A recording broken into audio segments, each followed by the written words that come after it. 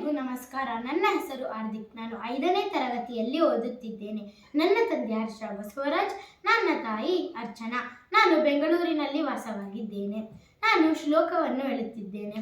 ಶ್ರದ್ಧಾಂ ಮೇಧಾಂ ಯಶಃ ಪ್ರಜ್ಞಾಂ ವಿದ್ಯಾಂ ಬುದ್ಧಿಂ ಶ್ರಿಯಂ ಬಲಂ ಆಯುಷ್ಯಂ ತೇಜ ಆರೋಗ್ಯಂ ದೇಹಿ ಮೇ ಪುರುಷೋತ್ತಮಃ.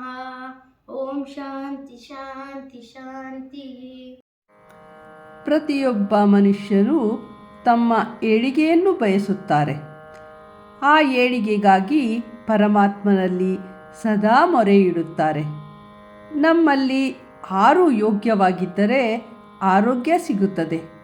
ಕಾಮ, ಕ್ರೋಧ, ಮೋಹ, ಲೋಭ, ಮದ, ಮತ್ಸರ ಇವುಗಳನ್ನು ತಡೆಹಿಡಿಯಲು ವಿಚಾರಶಕ್ತಿ ಹಾಗೂ ವಿದ್ಯಾಬುದ್ಧಿ ಇರಬೇಕು.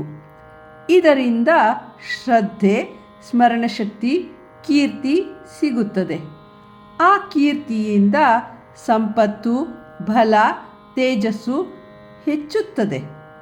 ಈ ಎಲ್ಲ ಉನ್ನತಿಯಿಂದ ಭಗವಂತನ ದಯದಿಂದ ಆರೋಗ್ಯ, ಆಯಸ್ಸು ದೊರೆಯುತ್ತದೆ. ಧನ್ಯವಾದಗಳು.